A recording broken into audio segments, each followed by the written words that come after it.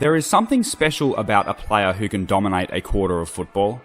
Someone who can grab the game by the scruff of the neck and tell the other 43 players on the field, "Come on lads, you're coming with me." Some of these individual quarters have gone down in folklore, and we can just about remember exactly where we were when it took place. Others have been more forgotten about due to the passing of time, but in this video, we'll be taking a look at them all. I'm Jackson from Off the Play, and here are the greatest individual quarter performances in VFL AFL history.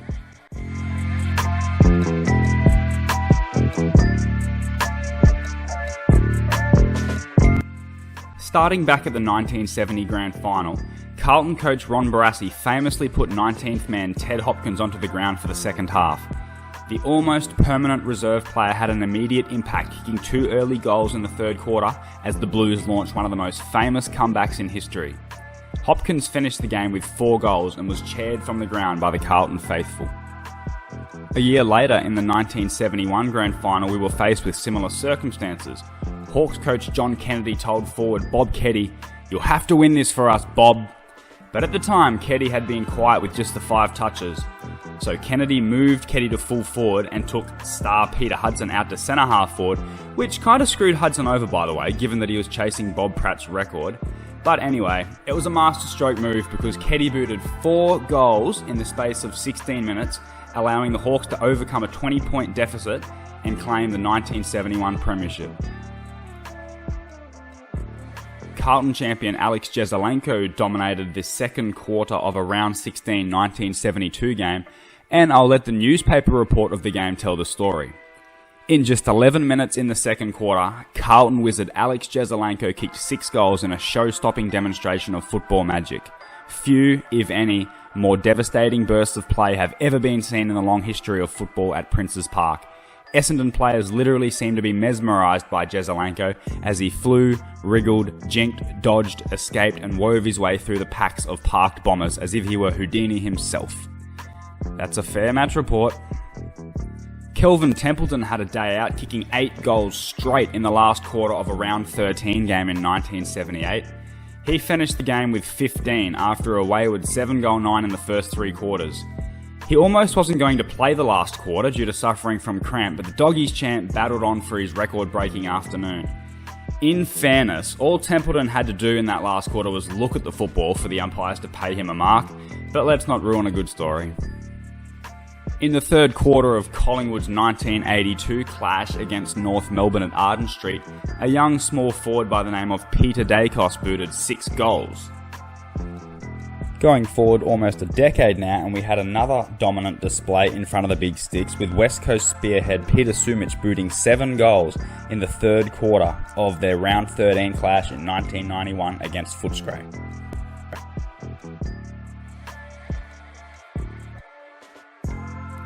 Tony Lockett's last quarter in the round 7 1994 clash between Sydney and St Kilda is one that will be remembered for a long time. Lockett was at his meanest and best that afternoon, smashing Sydney defenders and kicking the ball into old ladies in the cheer squad, but it was his last quarter that will be remembered most. He booted 4 late goals, helping St Kilda overcome an almost 8-goal deficit to win the game. Lockett finished with 11, only played 7 more games at the Saints, and by the following year was a Swan. In the absence of star spearhead Tony Modra, Adelaide coach Malcolm Blight decided to swing Darren Jarman to full forward, which resulted in him absolutely tearing apart the last quarter of the 1997 Grand Final.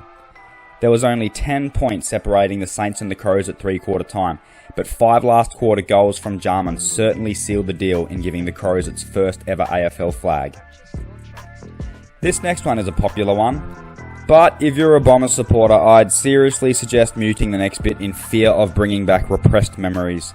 Of course, I'm talking about the final quarter of the 1999 preliminary final between Carlton and Essendon. Anthony Koutoufides moved into the midfield and in the last quarter alone finished with 10 kicks, 6 marks, 4 clearances, 3 rebounds and 2 great goals, helping the Blues to overcome an 11-point deficit to famously beat the heavily backed Bombers by 1 point.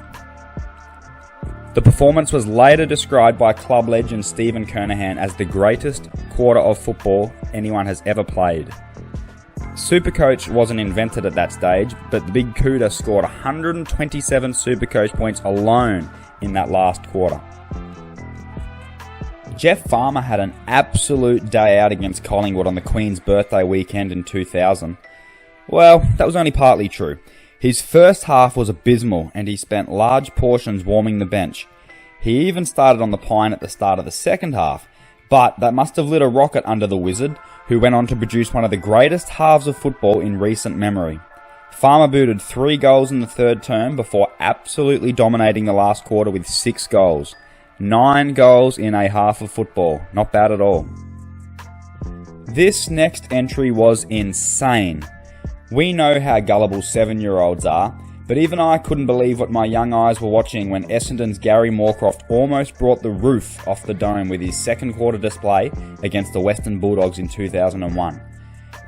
Moorcroft booted 5 goals for the term and took the unofficial mark of the century in the process. Moorcroft had kicked just 3 goals from his past 9 games, but nothing could stop him on this night. At one stage, he had 2 Western Bulldogs players playing on him at the same time, including captain Chris Grant, just to try to negate his impact. The Essendon West Coast game in 2004 was a high-scoring thriller, best remembered for the last quarter heroics of Bombers skipper James Hird. With the game in the balance, Hird gathered 15 possessions and kicked 2 goals, including the match winner in that last quarter. Hird failed to poll a Brownlow vote in this game, which comes as no shock given the previous Wednesday he publicly criticised field umpire Scott McLaren and copped a big fine for his troubles. Say what you want about the career of Nathan Brown, this bloke could play.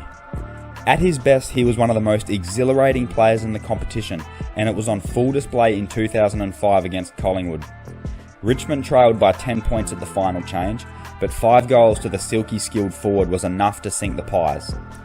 Brown was absolutely red hot that season, but unfortunately just a fortnight after his effort against Collingwood, the Tigers star horrifically broke his leg and was never the same player. Alright, here it is folks. This is the number one for me. My nomination for the greatest quarter ever. Nick Davis, quarter 4, 2005 semi-final against Geelong. If Davis does not boot 4 final term goals, the Swans do not break a 72-year premiership drought in 2005. The quarter itself was phenomenal. It was a scrappy, miserable game of football up to 3-quarter time. Sydney had only had kicked 3 goals to that point and needed to double its score in order to save its season. It was a wet ball, slippery conditions, and no one looked like becoming a match winner.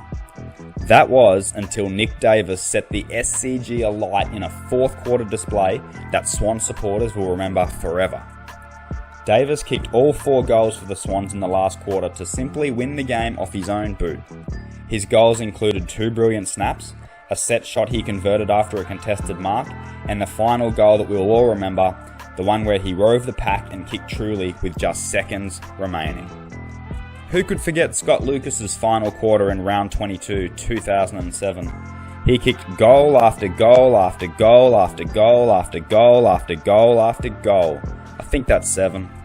It was Hird and Sheedy's farewell game at the Bombers, and Lucas, who often played second fiddle to Matthew Lloyd for a lot of his career, told the Velvet Sledgehammer to piss off because he had his own special tribute for the departing club legends.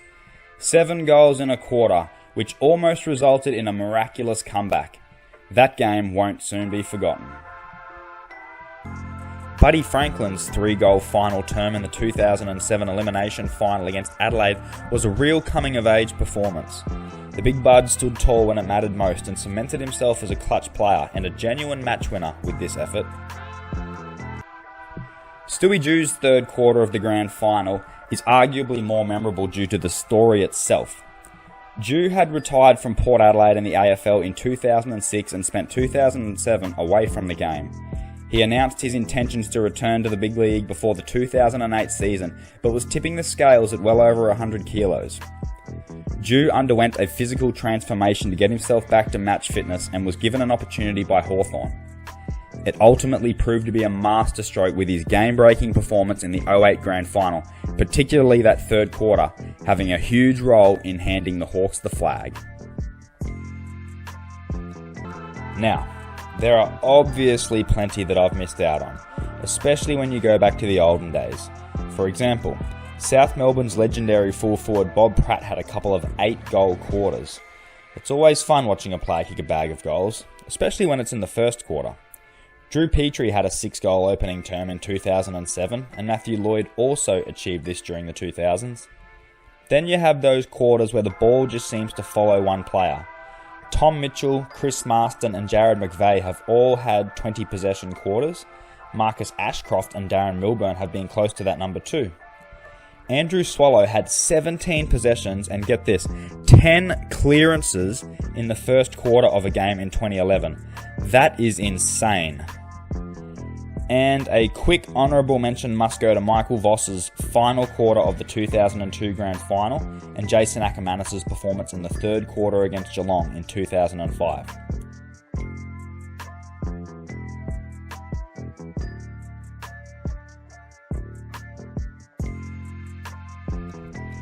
And that's our list.